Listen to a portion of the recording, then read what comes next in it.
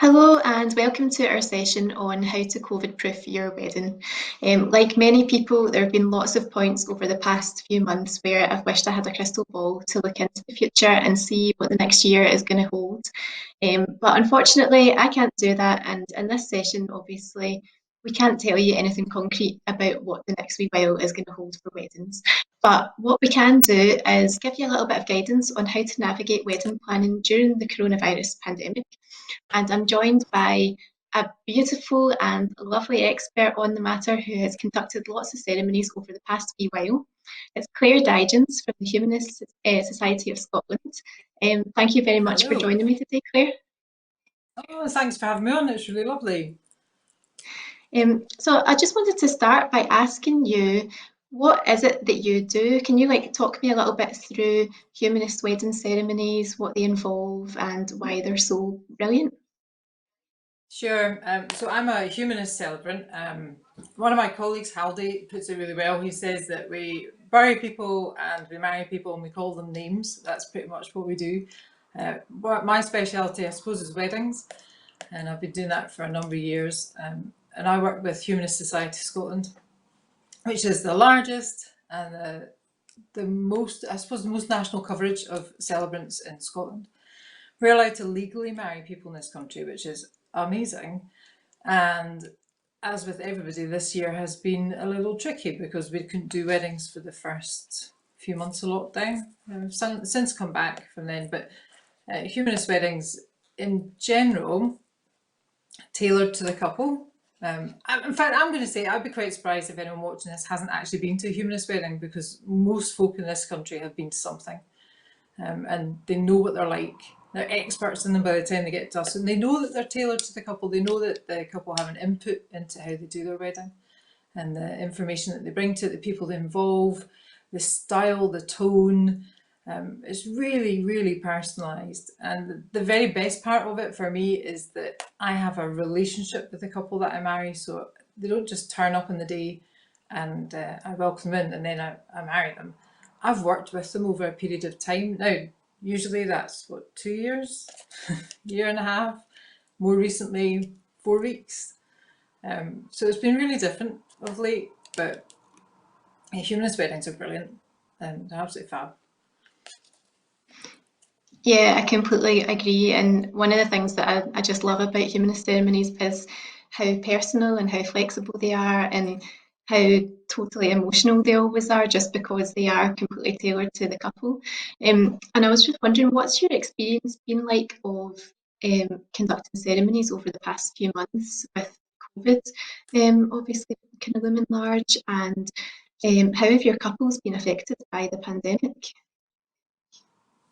Well, I'm going to say that the majority of couples moved their wedding pretty quickly. When the restrictions came in, uh, there was a lot of weddings were immediately cancelled because weddings were cancelled, and they moved maybe till sort of late autumn this year, and then perhaps they've moved again, maybe moved again from then. So there's been a lot of rescheduling, and that has been quite hard to manage, I think, across the whole of the wedding industry. I think everybody's really felt it. But of late, there has been a little resurgence since rules loosened slightly around weddings to allow 20 people to attend. There's been this little flurry of people who've just gone, do you know what? We just want to get married. We really want to get married. And that has been an absolute treat. And there have been people that have had huge weddings planned who have then turned around and said, do you know what? We'll do that again at another time. But right now, I don't want to put my life on hold. We have plans, we have places to go, we have things to do. Let's get married first. And they do. And they have these little tiny weddings and they're really fab. I've had a wee run this week of weddings, which have all been so different and in such different places. And one was in Carberry Tower, one was in Glencoe. I've got one coming up again in Glencoe. There's a lot of elopements. And the feel to them is so different. I think I'll tell you what there is. There's a feeling of relief, actually, that they're getting married, and you see it in them when they're standing there and they make their vows and they're declared married, and this weight of stress just drops off them. So I don't suppose it's the easiest option, getting married just now, but it's a good option. So let's talk about the restrictions that are in place just now. Obviously, it feels like they're changing on a weekly basis sometimes, and there's kind of different rules and things being introduced. So, what can and can't couples do right now? Yeah, you're right. The rules are changing and they change sometimes very quickly, very little notice. And that's been very difficult for people to deal with, I think. And it adds that layer of stress. At the moment, we're in quite a good place for small weddings. So you can get married in a COVID secure venue and you can get married outside pretty much anywhere. You cannot get married inside a private dwelling. So you can't get married inside your own house. You can have 20 people at your wedding. That includes everybody apart from me and an interpreter if you needed one. Um, if you're inside for your wedding, your guests will have to wear masks or face coverings during the ceremony, but the couple now don't, which is a really welcome change that came in last week or the week before. It's going to make a huge difference for winter weddings where the weather's maybe not going to be so kind. Ceremony wise, the ceremonies are actually shorter. We have to keep them as short as we can. Humanist weddings, they have a style, they have content. We know it's about the couple, that story still has to be told. So we're allowed about 20 minutes to have a wedding. So for me, that just means every word that comes out has to be needed and necessary and bring something to that ceremony. So there's no flannel, there's no faff round about it. There's a really punchy little ceremonies. And some of the things you associate with humanist weddings, some of the symbolic gestures like hand fasting and drinking from a quaich, oathing stones, that kind of thing. We can't do all of them, and some of them have to be adapted. But a celebrant will talk you through that. And people have come up with really imaginative ways around it, where people in their bubble have hand fasted them, or they've hand fasted themselves, which I love because they bind themselves together during their wedding, and it's so cute. Um, you can have a quaich that you take with you and you talk about it, and then you can toast yourselves at another time. These things aren't necessarily what make your wedding what they are, but they are. To work around them at this time is not that hard, actually. We can find different things to do, different things to talk about. The most important thing is, I suppose, you can get married outside, and that's a tremendous thing about Scotland. You can get married anywhere. Yeah, exactly. Like we're not restricted by the same rules in, is it England and Wales, where they've got to be, even if they're outside, they've got to be under some kind of permanent structure. They can't just go, to a beach or something like that to get married. Whereas we've got the Yeah. freedom to go anywhere at all, which is amazing. And we're so lucky to have such a beautiful country with so many amazing Oh, locations to I mean, choose it's from just as well. gorgeous this time of year. It's beautiful at this time of year, and all over the country. There's the trees are gorgeous. It can be a wee bit wet, but we're not made of sugar. We'll survive that.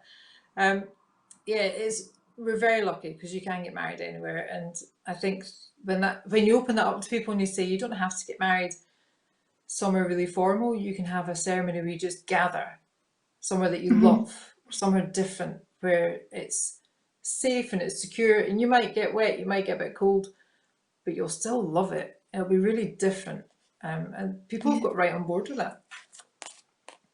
I think something that's quite difficult just now, because the restrictions are always changing, is couples have a bit of anxiety about planning because they're thinking, right, I'm making this plan now, but there's a potential that in a month or two I'm going to have to alter those plans. And I just wondered if, do you think there's a way to kind of mitigate making too many changes right now? Like, is there a way to basically plan a wedding that's essentially COVID proof, do you think? Oh, I don't know. I don't know. I think if you were to if you were to try and plan a wedding that's absolutely COVID proof, you'd have to keep it as small as possible and as simple as possible. And that's not always going to be ideal for people. I think I prefer to say to couples, you get married in a pandemic, things aren't normal, so go with it. Relax into the whole process. It is going to be a little bit more stressful, I think, waiting for rules and seeing if they're going to change and updates as well. When you know they're every 3 weeks, people kind of hold their breath for the whole week waiting to see what happens. But yeah, I think I think you'd struggle to completely COVID proof your wedding. So if it's going to be too much stress, you're probably better postponing. But if you're able to keep the numbers low, be flexible in your approach, you would be fine, I think. Yeah, I think that that's good advice. When you were talking about creativity and things there, and think different things that your couples have been doing, like I was thinking about how people often say that when you've got restrictions placed on you, then it kind of forces you to be a bit more imaginative about the way you do things, and it makes you think outside the box. And I was just wondering what kind of things have you seen anything else that couples have been doing, or even wedding suppliers have been doing, um, to navigate all of the restrictions and to make the day as special as possible? What I did was I put this one out to my colleagues at Humanist Society Scotland to see what they all said, and they came back with loads of stuff actually. There was all sorts of interesting things. There's a real increase in live streaming ceremonies because not everybody can be there, but somebody's doing a wedding where a lot of guests are going to be in a car park in their individual cars watching the wedding happening on Zoom, and then they're all going to beep their horns when the couple get married. I think that sounds amazing. That would never normally happen. You know, that's not something that would happen at a big wedding. The key thing that ran through everyone's comments that I got was that these little weddings are enabling couples to be really involved. They're probably the only two voices dictating what's happening at this point. We're a great big wedding, and there's voices coming from everywhere telling you what you want to have happen. But these little tiny weddings, even the quieter voice in the couple can be heard and can shape how things happen. And I found that it's couples who are very much arranging their wedding. So they're working together much better. And when you get to your ceremony, you can say things to each other in front of 5, 10 people that you might not feel comfortable saying in front of 100 or 150. Because little weddings are so very, very different. Um, Wedding suppliers, I have found them to be so flexible and so adaptable and keen to get your day to be perfect. I think everybody in weddings at the moment just wants folk to get married and enjoy themselves, and that's their goal on the day. We all set out to make it a brilliant day because we know how hard your year has been. Um, and to be part of that's absolutely fantastic. So yeah, people are being really creative. I've loved hearing all the different ways that people have included things in the ceremony. My friend Brian was telling me that he's got a wedding coming up where the kids have manufactured a handfast for their parents and they're going to do that. And he has no idea how this is going to work. But he's leaving it in their hands, literally, I suppose. But he's leaving it in their hands to make sure it does, so that he doesn't have to be involved, which would break rules. So it's just really good to see how people run with it. I think that it's the best way to get married. Yeah, I think you're so right. Like at any in any given year, people in the Scottish wedding industry are so amazingly helpful and always want the best for their couples.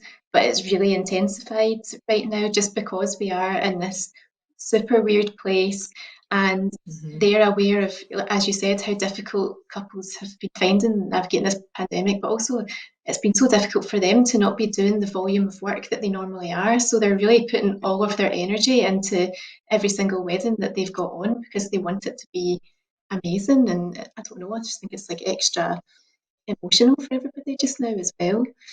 I think Have you so, heard of yeah. And a anyone lot of doing the anything? so, Oh, sorry.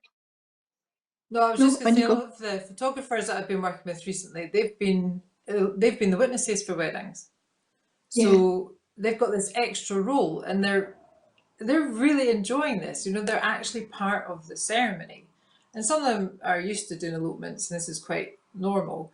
But for others, this is quite a novelty, and it's been so much fun watching them enjoy this new role within a ceremony. It's been good. Do you think we'll maybe see some photographers becoming celebrants soon? Do you think they'll maybe take it up to the Uh, next level? don't know, can they go the other side of the camera? I don't know. Their chat's terrible, some of them. And what about things like, obviously you're there for the ceremony part of the day, so you're not always necessarily going to know what's going on after the ceremony. But have you heard Mhm. about what couples are doing post ceremony? Because we don't have the traditional Kayleys and things like that. I was just wondering what people are doing later in the day. A lot of the times they're having little receptions somewhere that they're allowed to have for their 20 people. In some cases, they're not really doing anything. They're going off with their photographer and having pictures taken, and everyone else is going somewhere else. They're just calling it a day. That's, I think, the hardest part. And I'm going to compare it to funerals actually as well, because that's been quite difficult for funerals, is that when people leave the ceremony, they don't have anywhere to go.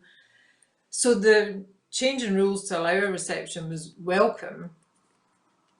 God, I miss the parties. Do you not miss the parties? Oh, I miss the parties so much. Like so much. I really just miss seeing all my pals in the one place Mm-hmm. and just yeah, having a drink, having a dance. Like I miss dancing so much.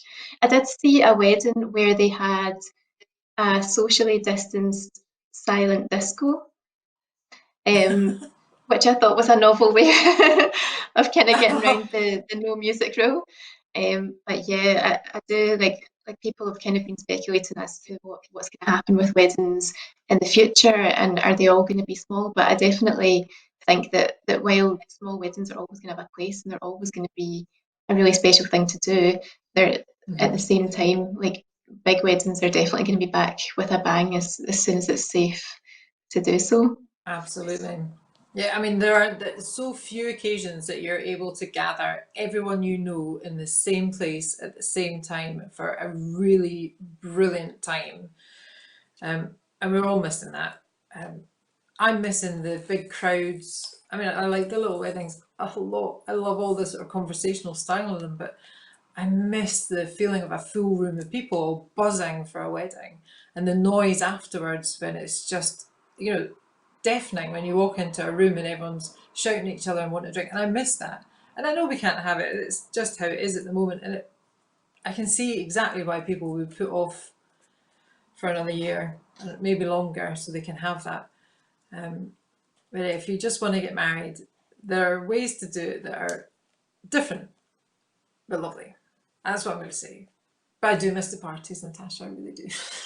Yeah, I know it's going to be an absolute epic party once all this is over. Like, I think we should just, as a Oh, why? country, just have a full week of just celebrations and no work. That's what I Yeah, want. just have Hogmanay in June or something. That would be fine, wouldn't it? Yes, that would be amazing. Um, It would be, wouldn't so what? it? We'll get on that. So what would you say? So that obviously, some couples will just be looking to downsize and get married soon, but they might be worried that it's maybe not going to feel quite like a real wedding. Like I spoke to a bride Mm-hmm. last week who was saying that she felt like it wasn't going to feel the same as the wedding that she'd planned in her head. Are you finding that most couples are coming back to you and saying, actually, like I didn't feel that way at all on the day, and it felt just as special as I would have hoped? Yeah, I've had a few couples that have come into weddings, little weddings, thinking, "Ugh, this is just their ceremony. It's just getting married. It's not a wedding." And then they change their mind because immediately afterwards, where they weren't going to tell anyone before, now they tell everybody because it means so much to get married, and it doesn't really matter how you do it, but it means so much when you actually do it that you can't help but share all the news. And big weddings are great and lovely. Little weddings are really special because it's such a select number of people who are involved. And we all feel this privilege of being part of it because you've not got space to invite the extras. You can only really pare it down to the people that absolutely matter. Now, in some cases, that's been that the couple have said, we can't pare it down, so we're not going to invite anyone at all. And it's just the two of them. And that's incredibly special because then you live in this little just married bubble and it's just the two of you. And then you choose when you tell everybody. And that's a really precious state to be in. And the romantic in me thinks that's the perfect way to get married.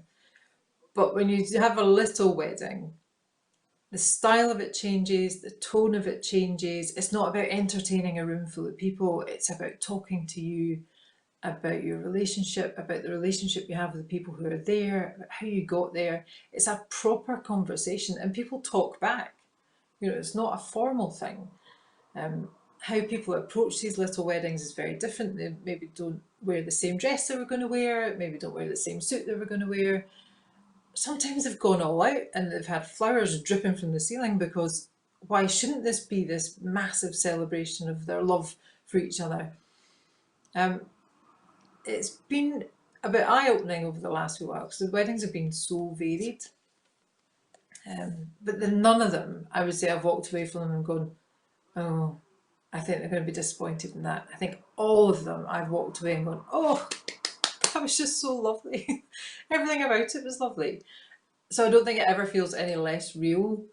It's just a little different. Yeah, no, I totally agree. And like, I mean, obviously, small weddings took place before we were ever in this pandemic. And Mm-hmm.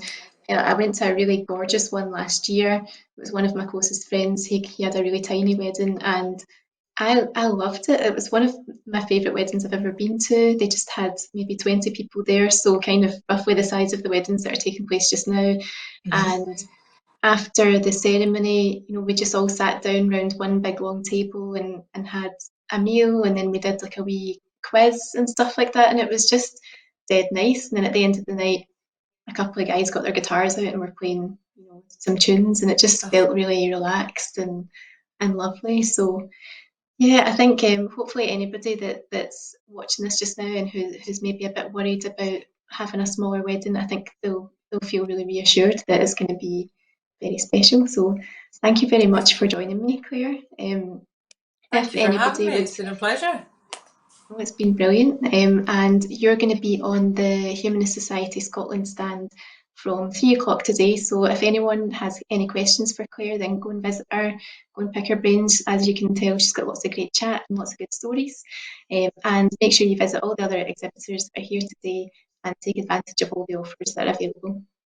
Thanks very much. Bye. Thank you.